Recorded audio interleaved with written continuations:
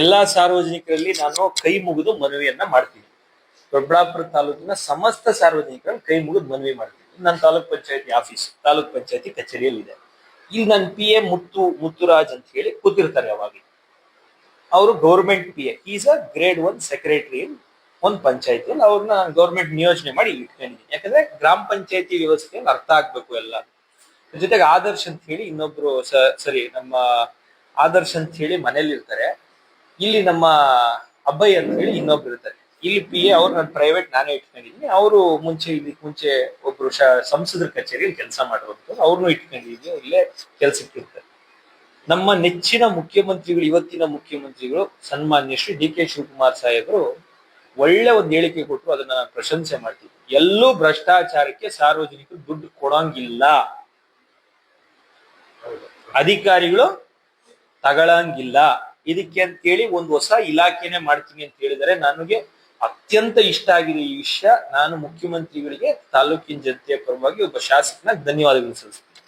ಈಗ ನಾನು ನನ್ನ ಸಾರ್ವಜನಿಕರಿಗೆ ಹೇಳ್ತೀನಿ, ಯಾವ್ದಾದ್ರೂ ಅಧಿಕಾರಿ ನಿಮ್ಮನ್ನ 5 ರೂಪಾಯಿ ಕಾಸು ಕೇಳಿದ್ರೆ, 10 ರೂಪಾಯಿ ಕಾಸು ಕೇಳಿದ್ರೆ, 100 ರೂಪಾಯಿ ಕಾಸು ಕೇಳಿದ್ರೆ ನೇರ ಹೇಳಿ, ಯಾಕೆ ಕೊಡ್ಬೇಕಪ್ಪ ನಿಂಗೆ?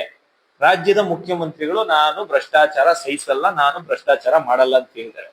ತಾಲೂಕಿನ ಜನತೆಯ ಪರವಾಗಿ ನನ್ನ ಸೀಟಲ್ಲಿ ಕುತ್ಕೊಂಡು ಇದಕ್ಕೆ ತುಂಬಾ ಗೌರವ ಕೊಡುವಂತ ನಾನು ಶಾಸಕ ಸ್ಥಾನಕ್ಕೆ ಇದು ಆಗ್ಲೇಬೇಕು ಅಂತ ನನ್ನ ಜೀವನ ಗುರಿಯಲ್ಲಿ ಆಗಿದ್ದೀನಿ.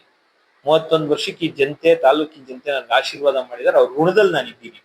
ಯಾವ್ದಾದ್ರು ಒಬ್ಬ ಅಧಿಕಾರಿ ನಿಮ್ನೊಬ್ರು 1 ರೂಪಾಯಿ ಕೇಳಿದ್ರೆ, ಯಾಕಪ್ಪ MLA ಕೊಡ್ಬೇಕಾ ನೀನು ಅಂತ ಕೇಳ್ಬೇಕು. ನೀವು ಪ್ರಶ್ನೆ ಮಾಡ್ಬೇಕು, ಯಾಕೆ ಕೊಡ್ಬೇಕ್ರಿ ನಿನ್ ಕಾಸು?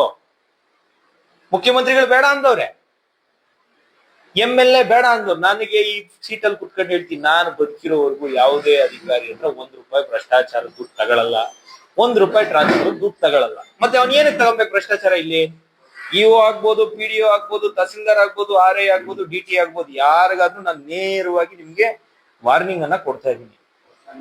ಮುಖ್ಯಮಂತ್ರಿಗಳು ಹೇಳಿದ್ದಾರೆ, ನಾನು ಹೇಳ್ತಾ ಇದ್ದೀನಿ. ಸಾರ್ವಜನಿಕರಲ್ಲಿ ನಾನು ಮನವಿ ಮಾಡ್ತೀನಿ, ಅವ್ರು ಏನಾದ್ರು ಕಾಸು ಕೇಳಿದ್ರೆ ಬನ್ರಿ ತಾಲೂಕ್ ಪಂಚಾಯತಿ ಆಫೀಸ್ಗೆ, MLA ಆಫೀಸ್ಗೆ ಹೋಗೋಣ, ಇಲ್ಲ ಬನ್ರಿ MLA ಮನೆಗೆ ಹೋಗೋಣ ಅಂತ ಹೇಳಿ ನೀವು ಬರ್ಬೇಕು. ಇಲ್ಲ ಅಲ್ಲಿಂದಾನೇ ನನ್ನ ದೂರವಾಣಿ ಸಂಖ್ಯೆ ಕರೆ ಮಾಡ್ಬೇಕು. ಯಾವ ಬೋರ್ಡ್ ಅಲ್ಲಿ ಬೇಕಾದ್ರೂ ನಿಮ್ ತಾಲೂಕ್ ಆಫೀಸ್ ರಸ್ತೆಯಲ್ಲಿ ನನ್ನ ನಂಬರ್ ಇದೆ, ನಂಬರ್ ತಗೊಂಡು ನನಗೆ ಕರೆ ಮಾಡಿ, ಸ್ವೀಕರಿಸ್ತೀನಿ.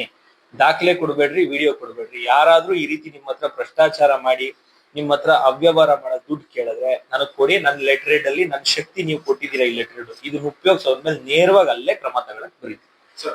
ದಯವಿಟ್ಟು 3 ವರ್ಷದಲ್ಲಿ ಈ ರೀತಿ ಭ್ರಷ್ಟಾಚಾರ ಆಗಿದ್ರೆ ನಾನು ಕ್ಷಮೆ ಯಾಚಿಸ್ತೀನಿ. ಯಾಕಂದ್ರೆ ನಾನು ನನ್ನ ಎಲೆಕ್ಷನ್ ಕ್ಯಾಂಪೇನ್ ಅಲ್ಲೂ ಹೇಳಿದೆ, ಭ್ರಷ್ಟಾಚಾರ ರಹಿತವಾದಂತ ಆಡಳಿತ ನಾನ್ ಕೊಡ್ತೀನಿ ಅಂತ. ನಾನ್ ಸ್ವಚ್ಛವಾಗಿ ನಡ್ಕೊಂಡಿದ್ದೀನಿ. ಇವಾಗ ಯಾವ ಪಂಚಾಯತಿಯಲ್ಲೂ ಮೆಂಬರ್ಗಳು ಇಲ್ಲ ದುಡ್ಡು ಕೇಳ್ತಾರೆ ಅಂತ ಹೇಳಕ್ಕೆ, ಎಲ್ಲ ಅಡ್ಮಿನಿಸ್ಟ್ರೇಟಿವ್ ಇದ್ದಾರೆ. ದಯವಿಟ್ಟು ಎಲ್ಲೂ 1 ರೂಪಾಯಿ ದುಡ್ಡನ್ನ, ಲಂಚವನ್ನ ಕೊಡಬೇಡ್ರಿ ಅಂತ ಹೇಳಿ ಈ ಮೂಲಕ ನಾನು ಮನವಿ ಮಾಡ್ತೀನಿ.